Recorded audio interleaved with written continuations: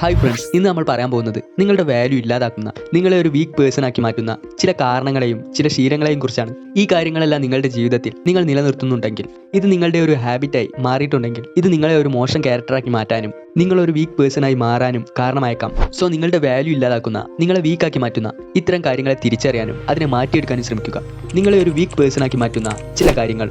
ഇതിൽ ആദ്യത്തേതാണ് lack of self discipline. നിങ്ങളൊരു സെൽഫ് ഡിസിപ്ലിൻ ഇല്ലാത്ത വ്യക്തിയാണെങ്കിൽ ഇത് നിങ്ങളുടെ വാല്യൂ ഇല്ലാതാകാനും ഇതുവഴി നിങ്ങളൊരു വീക്ക് പേഴ്സണായി മാറാനും കാരണമാകും. അതായത് നിങ്ങൾ നിങ്ങളെക്കുറിച്ചോ നിങ്ങളുടെ ഭാവിയെക്കുറിച്ചോ യാതൊരു രീതിയിലും ബോധവാന്മാരാകാതെ, അതിനുവേണ്ടി പ്രയത്നിക്കാതെ, യാതൊരു അച്ചടക്കവും ഇല്ലാതെ വെറുതെ അലസമായ രീതിയിൽ ജീവിച്ചു പോകുന്ന ഒരു വ്യക്തിയാണെങ്കിൽ നിങ്ങളെന്ന വ്യക്തിക്ക് വേണ്ടിയും നിങ്ങളുടെ ഭാവി ജീവിതത്തിനു വേണ്ടിയും ഡിസിപ്ലിനോടുകൂടി ജീവിക്കാൻ ട്രൈ ചെയ്യുന്നില്ല എങ്കിൽ, ദീർഘകാല പ്രത്യാഘാതങ്ങൾ പരിഗണിക്കാതെ ഉടനടി ലഭിക്കുന്ന സന്തോഷങ്ങൾക്കും സംതൃപ്തിക്കും വേണ്ടി സ്ഥിരമായി വഴങ്ങുന്ന ഒരു വ്യക്തിയാണെങ്കിൽ ഇത് നിങ്ങളെ ഒരു വീക്ക് പേഴ്സണാക്കി മാറ്റും. അതുകൊണ്ട് തന്നെ സ്വയം അച്ചടക്കത്തോടു കൂടി ജീവിക്കാനും പെട്ടെന്ന് ലഭിക്കുന്ന പ്ലഷറിലും സന്തോഷത്തിലും കുടുങ്ങിക്കിടക്കാതെ ഹ്രസ്വകാലത്തേക്ക് മാത്രം നിലനിൽക്കുന്ന ആക്ടിവിറ്റീസിൽ ഏർപ്പെടാതെ ദീർഘകാലത്തേക്ക് നിലനിൽക്കുന്നതും നിങ്ങളെ ഇംപ്രൂവ് ചെയ്യിക്കുന്നതുമായ കാര്യങ്ങളിൽ ഇൻവോൾവ് ആകാനായി ശ്രമിക്കുക. ഫോർ എക്സാമ്പിൾ, ഇൻസ്റ്റാഗ്രാം പോലുള്ള സോഷ്യൽ മീഡിയ പ്ലാറ്റ്ഫോമിൽ സമയം സ്പെൻഡ് ചെയ്യുന്നതും അതിൽ നിന്നും താൽക്കാലികമായി ലഭിക്കുന്ന പ്ലഷറിന് വേണ്ടി നിങ്ങളുടെ വിലപ്പെട്ട സമയത്തെ പാഴാക്കുന്നത് നിർത്താനായി ശ്രമിക്കുക. അത്തരം സമയം ദീർഘകാല സംതൃപ്തി നൽകുന്ന കാര്യങ്ങളിലേക്ക് ഇൻവോൾവ് ആകാനായി ശ്രമിക്കുക. പഠിക്കേണ്ട സമയത്ത് പഠിക്കാനും നിങ്ങൾക്ക് നേടിയെടുക്കേണ്ട ലക്ഷ്യങ്ങൾക്ക് വേണ്ടി ഡിസിപ്ലിനോട് കൂടി പ്രവർത്തിക്കാനും ശ്രമിക്കുക.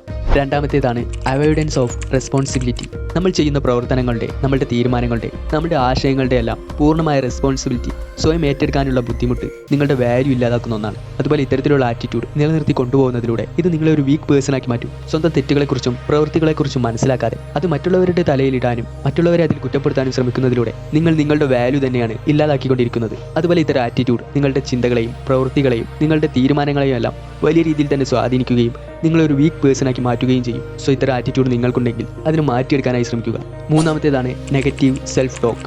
നിങ്ങൾ നിങ്ങളെക്കുറിച്ച് തന്നെ നെഗറ്റീവായി സംസാരിക്കുകയാണെങ്കിൽ, അല്ലെങ്കിൽ നിങ്ങളെക്കുറിച്ച് തന്നെ വില കുറച്ച് കാണുകയാണെങ്കിൽ, ഇത്തരം പെരുമാറ്റങ്ങളെല്ലാം നിങ്ങളെ വലിയ രീതിയിൽ തന്നെ സ്വാധീനിക്കുന്ന ഒന്നാണ്. ബ്രൂസ് ലീ പറഞ്ഞതുപോലെ ഒരിക്കലും നിങ്ങൾ തമാശയ്ക്ക് പോലും നിങ്ങളെക്കുറിച്ച് നെഗറ്റീവായി സംസാരിക്കാൻ പാടില്ല. കാരണം നിങ്ങൾ തമാശയ്ക്ക് പറയുകയാണെങ്കിലും ഇത്തരം കാര്യങ്ങൾ വലിയ രീതിയിലുള്ള ഇമ്പാക്റ്റ് ആയിരിക്കും നിങ്ങളിൽ ഉണ്ടാക്കുന്നത്. സോ അതുകൊണ്ട് തന്നെ നിങ്ങളെക്കുറിച്ച് സ്വയം നെഗറ്റീവായി സംസാരിക്കുന്ന സ്വഭാവം നിങ്ങൾക്കുണ്ടെങ്കിൽ അതിനെ മാറ്റാനായി ശ്രമിക്കുക.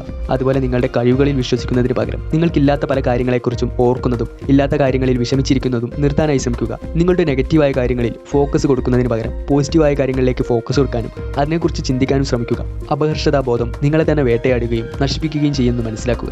Number 4, poor communication skill. നമുക്ക് എല്ലാവർക്കും അറിയാം കമ്മ്യൂണിക്കേഷൻ എന്ന് പറയുന്നത് എത്രത്തോളം ഇമ്പോർട്ടൻ്റ് ആയ ഒന്നാണെന്ന്. അതിനാൽ തന്നെ നല്ല രീതിയിൽ കമ്മ്യൂണിക്കേറ്റ് ചെയ്യാനായിട്ട് നിങ്ങൾക്ക് സാധിച്ചില്ല എങ്കിൽ ഇത് സ്വയം നിങ്ങൾക്ക് നിങ്ങളോട് തന്നെയുള്ള കാഴ്ചപ്പാടിലും അതുപോലെ മറ്റുള്ളവർക്ക് നിങ്ങളോടുള്ള കാഴ്ചപ്പാടിലും വലിയ രീതിയിൽ സ്വാധീനം ചെലുത്തുന്നുണ്ട്.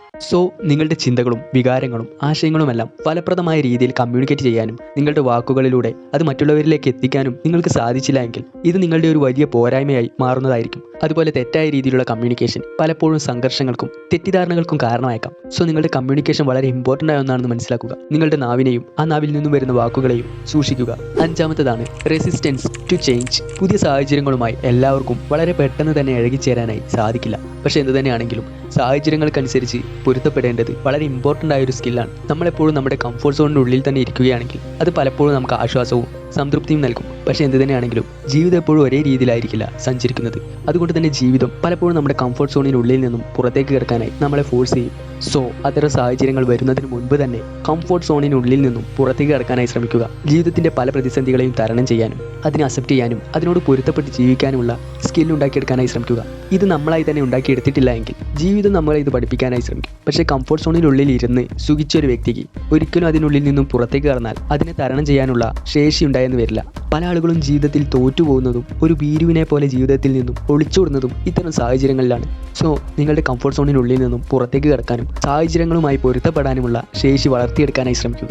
അതുപോലെ മുൻകാല അനുഭവങ്ങളിൽ നിന്നും പാഠങ്ങൾ ഉൾക്കൊള്ളാനും തെറ്റുകളെക്കുറിച്ച് മനസ്സിലാക്കാനും അതിനെ തിരുത്താനും ശ്രമിക്കാത്ത ഒരു വ്യക്തിക്ക് ഒരിക്കലും ജീവിതത്തെ മുന്നോട്ട് കൊണ്ടുപോകാനോ ജീവിതത്തിലെ പ്രതിസന്ധികളിൽ പിടിച്ചു നിൽക്കാനോ സാധിക്കില്ല. ഇത് നിങ്ങളെ ഒരു വീക്ക് പേഴ്സണാക്കി മാറ്റും.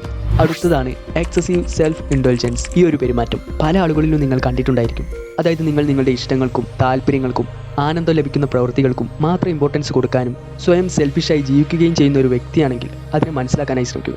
ഇത് നിങ്ങൾക്ക് ആനന്ദം നൽകുന്ന പ്രവൃത്തികളാണെങ്കിലും ഈ കാര്യങ്ങളെല്ലാം നിങ്ങളുടെ സെൽഫ് വാല്യൂവും നിങ്ങളുടെ ഇമ്പോർട്ടൻസും ഇല്ലാതാക്കുന്ന കാര്യങ്ങളാണ്.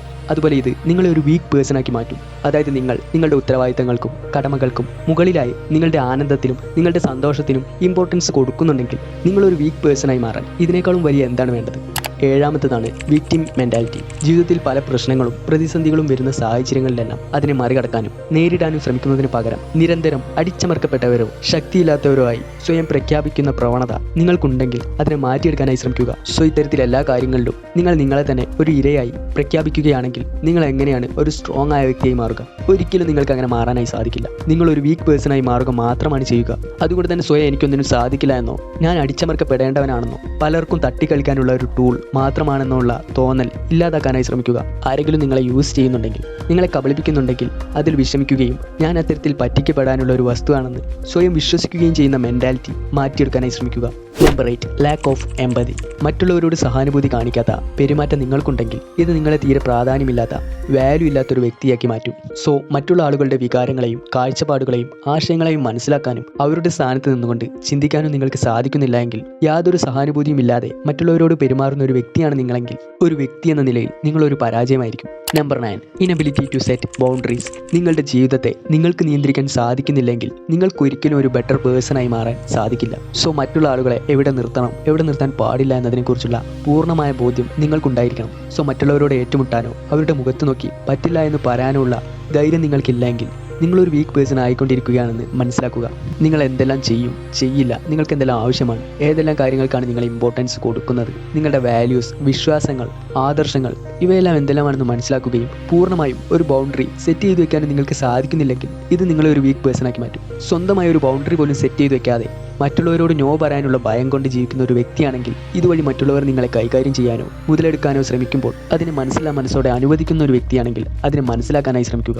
10ാമത്തേതാണ് ഡിപ്പെൻഡൻസി ഓൺ ഓതേഴ്സ്. നമ്മൾ നമ്മുടേതായ ആശയങ്ങൾ, ഇഷ്ടങ്ങൾ, താല്പര്യങ്ങൾ ഇത്തരത്തിലുള്ള നമ്മുടെ വാല്യൂസിന് അല്ലെങ്കിൽ നമ്മുടെ ഐഡൻറ്റിറ്റിക്ക് പ്രയോറിറ്റി കൊടുക്കാതെ അതിനേക്കാൾ മുകളിലായി പല കാര്യങ്ങൾക്കും മറ്റുള്ളവരെ ആശ്രയിക്കുന്ന പെരുമാറ്റം നിങ്ങൾക്കുണ്ടെങ്കിൽ ഇത് വളരെ വലിയ രീതിയിൽ തന്നെ നിങ്ങളെ സ്വാധീനിക്കുന്ന ഒന്നാണെന്ന് മനസ്സിലാക്കുക. ഇത് നിങ്ങളുടെ സെൽഫ് വാല്യൂ തന്നെ ഇല്ലാതാക്കാനും പല കാര്യങ്ങൾക്കും മറ്റുള്ളവരെ ആശ്രയിക്കുന്ന രീതിയിൽ നിങ്ങളായി തീരുകയും ചെയ്യും. സോ ഇത്തരത്തിൽ സ്വന്തമായി ഒന്നും ചെയ്യാൻ സാധിക്കാതെ എപ്പോഴും മറ്റുള്ളവർ പറയുന്നത് കേൾക്കാനും അതനുസരിക്കാനും മാത്രം വിധിക്കപ്പെട്ട ഒരു ജന്മമായി നിങ്ങളുടെ ലൈഫ് മാറിത്തീരും. സോ അതിനെ മനസ്സിലാക്കിക്കൊണ്ട് തന്നെ അതിനെ തിരുത്താനായി ശ്രമിക്കുക. ഈ പറഞ്ഞ 10 കാര്യങ്ങളും ഒരു വ്യക്തിയുടെ വാല്യൂ അല്ലെങ്കിൽ ആ വ്യക്തിയുടെ പ്രാധാന്യം തന്നെ ഇല്ലാതാക്കുന്ന കാര്യങ്ങളാണ്. അതുപോലെ ഈ ശീലങ്ങളെല്ലാം തന്നെ ഒരു വ്യക്തിയെ ദുർബലനും അലസനുമാക്കി മാറ്റും. സോ ഇത്തരം കാര്യങ്ങളെ മനസ്സിലാക്കാനും തിരുത്താനും ശ്രമിക്കുന്നതിലൂടെ നിങ്ങൾക്ക് നിങ്ങളെ ഇംപ്രൂവ് ചെയ്തെടുക്കാനും നിങ്ങളിൽ മാറ്റങ്ങൾ സൃഷ്ടിക്കാനും സാധിക്കും.